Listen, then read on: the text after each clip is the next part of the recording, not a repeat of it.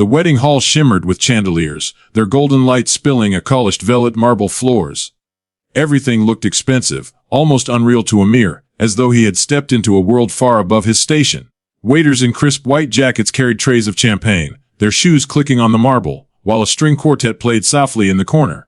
Guests sat in rows, diamonds and pearls glittering against evening gowns and tuxedos, their murmurs mixing with the music like a swarm of bees.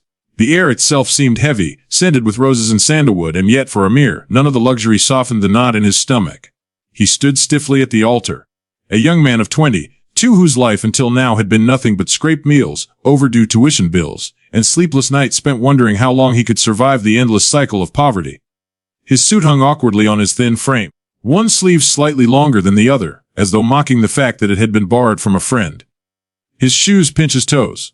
His hands trembled at his sides, and his dark eyes refused to meet the curious stares of the guests. He knew what they were thinking. He could hear it in their whispers. That boy, he's younger than her grandson. Does he have no shame? He's marrying her money, nothing more. Each word cut into him, though he tried to shut them out. He wasn't marrying Madam Zulekha for love. He wasn't even marrying her for comfort. He was marrying her because he had no other choice. His mother's medical bills had swallowed their savings whole, and the bank's threats to seize the small house back home loomed heavier with every passing day. His university had already suspended him twice for non-payment of fees. Every door had been closing around him, one after another, until only this one remained. Beside him, Madam Zulekha stood radiant in her own way. Her age, 71, was carved into the lines on her face and the stiffness of her posture, yet she carried herself with an authority that silenced the room. She was dressed in an emerald silk sari, the kind of fabric that shimmered like water when she moved, and her necklace, diamonds the size of grapes, caught every flicker of light, dazzling the eyes of all who looked upon her. Her hands, though wrinkled and marked with time, were heavy with rings of sapphire, ruby, and jade. And yet, beneath the weight of all that wealth there was something calm in her eyes, a composure that seemed to say, "I know exactly what I am doing." The officiant's voice cut through the whispers. "Do you, Amir, take Madam Zulekha as your lawfully wedded wife?" The words seemed to echo, bouncing against the grand walls of the hall, amplifying the moment until Amir's throat felt dry. His heart raced so violently it seemed the whole hall could hear it. He thought of his classmates, of their laughter when they discovered he sometimes skipped meals to save a few rupees. He thought of his landlord pounding at the door for rent. He thought of his mother's frail body lying on a hospital bed, her breathing shallow, the doctor's voice cold as he said, "Without money, there is nothing," burned in his chest, but so did desperation. This was not the marriage of dreams. It was survival. "Did I do?" Amir whispered. His voice cracked slightly, and though it was quiet, it carried across the room. Gasps rose from the guests, and then silence. All eyes shifted to Zulekha. She turned her head slightly, her jeweled earrings swaying as she faced the officiant. Her lips curved into the faintest smile, as if she were amused at the scandalous whispers surrounding her. "Do you, Madam Zulekha, take Amir as your lawfully wedded husband?" "Fadu," she said firmly, her voice neither shaky nor embarrassed. It was the voice of a woman who had weathered storms far greater than the judgment of others. The officiant smiled and declared, "You may now exchange rings." A golden tray was brought forward. Amir's hands shook as he slipped a plain gold band onto her wrinkled finger, the moment crushing him more than the metal itself. When she took his hand in turn, her touch startled him. Her hand was warm, steady, and when she slid the ring onto his finger, she leaned close enough that only he could hear. "You'll thank me one day," she whispered. The words sent a shiver down his spine, though not from disgust. Something about her tone was strange, assured, almost prophetic. He pulled back slightly, studying her face, but she offered no explanation, only that same small smile. The hall erupted into polite applause, though it was thin and forced. Many of the guests clapped slowly, their eyes filled with scorn, while others whispered behind jeweled hands, unable to stop feeding the scandal. Amir felt heat rise to his face, but he forced himself to stand tall. If he was to be ridiculed, let it be. The ink on the marriage certificate would still bind him to wealth and safety, and with that perhaps a future where survival wasn't a daily battle. After the ceremony, the banquet began. Tables groaned under the weight of roasted meats, glistening fruits, and towering cakes. The wealthy guests laughed and raised glasses of champagne, though many cast sideways glances at Amir, as if trying to measure how long he would last in Zulekha's world. Amir sat at the head table beside her, his appetite strangled by the knot in his throat. He could feel the weight of every gaze. Zulekha, however, ate almost regally, as though she were hosting rather than participating in her own wedding. She leaned toward Amir at one point, offering him a small plate of sweet eats. "You should eat," she said softly. He shook at you, she replied, her eyes glinting with something unreadable. Amir lowered his gaze, unsure how to respond. It wasn't just her wealth that intimidated him. It was her presence, the quiet force in her words and gestures. She was nothing like the fragile old woman he had imagined when he first heard the proposal. There was a strength in her that unsettled him, a sense that she knew more than she revealed. The night wore on, and the whispers never ceased. But when the guests finally began to leave, offering stiff congratulations and false smiles, Amir found himself exhausted beyond measure. His mind swirled with doubt. He told himself he had done the right thing, that survival was worth any sacrifice. And yet, when Zulekha took his hand once more as they walked toward the waiting car, he could not shake the feeling that this was no ordinary marriage, and that her words, "You'll thank me one day," would linger like a shadow over his heart. The mansion doors would soon close behind him, sealing him in a world he did not yet understand.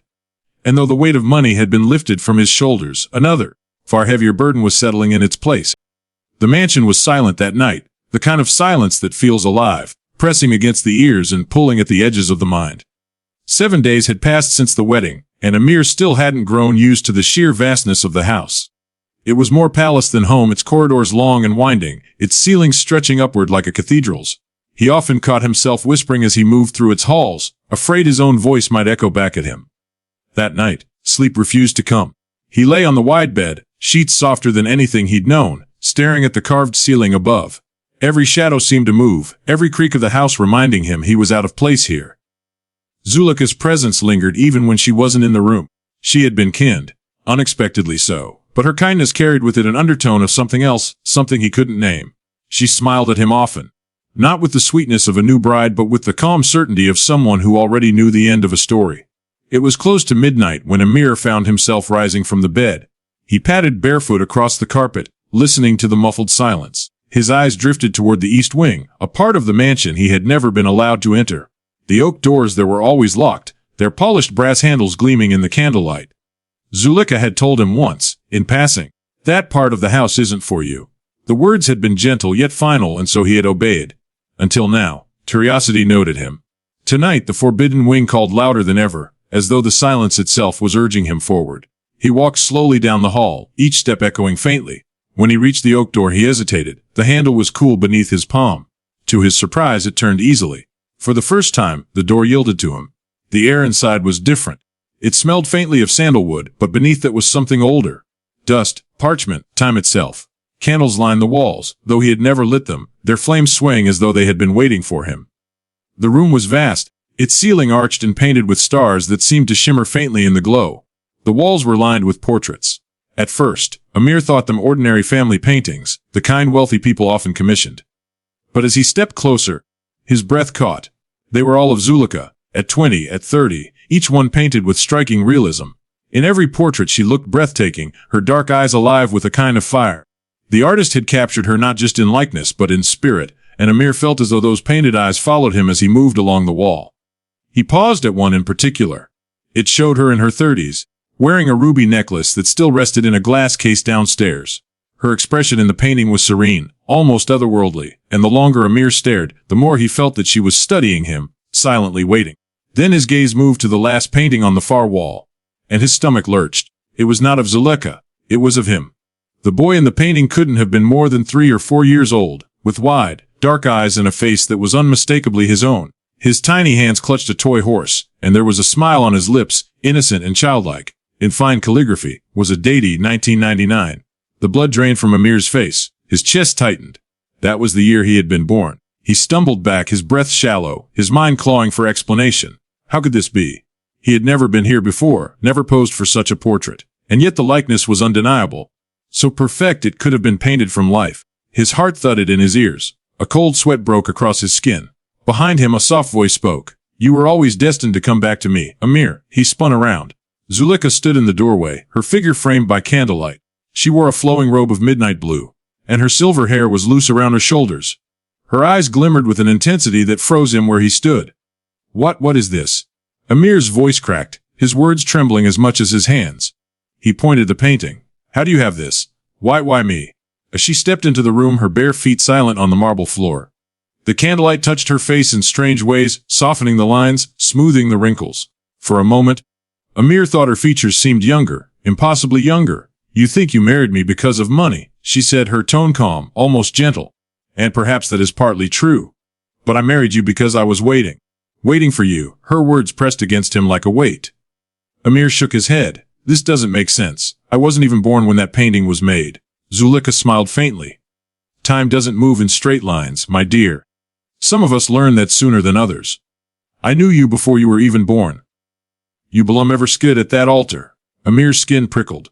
He backed away, his shoulder brushing against the frame of another portrait. This is madness. You're talking nonsense. But even as he spoke, his eyes betrayed him. He could not deny what he saw, the way her face seemed to shift in the flickering light, as if the years were melting away.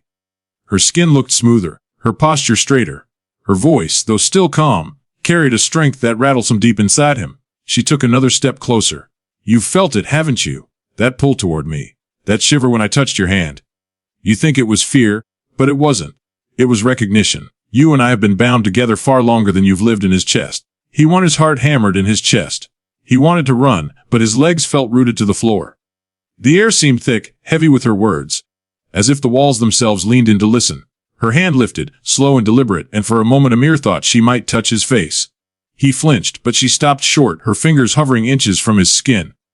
In the candlelight, her eyes gleamed with something ancient, something both terrifying and mesmerizing. You are not just my husband, Amir, she whispered. You are my destiny. The room swirled around him. He could hear his own breathing, ragged and uneven, mingling with the crackle of candle flames. The painting of the child seemed to burn itself into his vision, the little boy's smile mocking his fear. Amir staggered backward, his mind screaming for escape, but some part of him knew there was no escaping this. Not the marriage, not the mansion, not Zulekha. He was bound to something far older and far stranger than he had ever imagined.